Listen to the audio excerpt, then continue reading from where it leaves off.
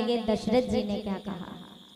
जब कोई संत घर पधारे, विदा लेकर जाने लगे, तो हमारे शास्त्र क्या कहते हैं, हमारी भावना क्या होनी चाहिए उस वक्त। दशरथ जी क्या कहते हैं, नाथ सकल संपदा तुम्हारी।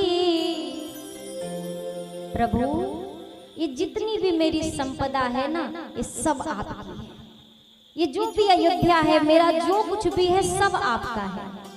विश्वामित्र जी ने कहा सब मेरा है, तो फिर आप कौन है।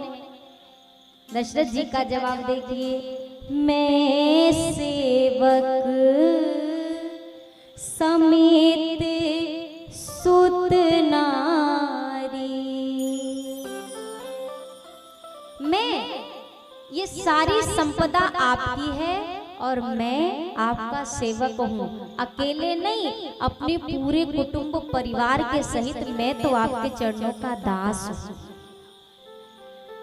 और हे नाथ, मुझे नहीं पता कि मेरा ये तन कब तक रहेगा। चौथेपन की आयु में मालूम नहीं कब शरीर साथ छोड़ दे।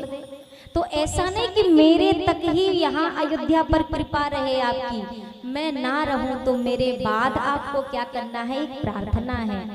करे हूँ सदा लरी कन पर छो, मैं ना रहूं ना तो मेरे बाद भी मेरे इन बच्चों पर अपनी कृपा बनाए रखना, दर्शन आप देते रहना।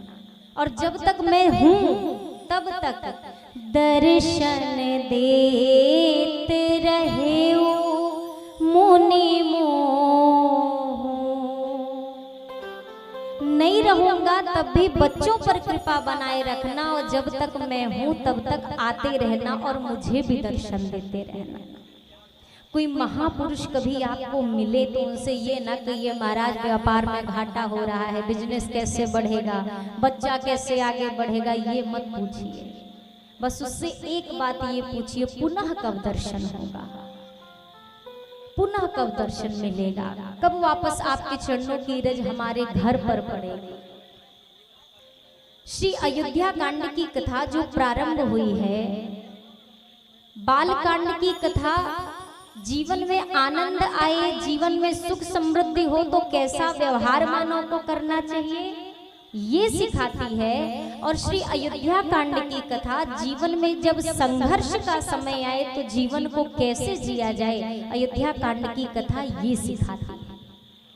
जीवन में हमेशा सुख का होना लाजमी नहीं है, ये कोई जरूरी नहीं कि जिंदगी भर आपको सुख ही सुख मिले। कहते हैं ना, सुख और दुख एक सिक्के के दो पहलू हैं। जीवन भर यदि आपको सुख ही सुख मिलता रहेगा तो आपको सुख की कीमत ही नहीं पता चलेगी। जब दुख के बाद एक छोटा सा भी सुख आता है तो बड़ा कीमती लगता है, बहुत आनंद आता है।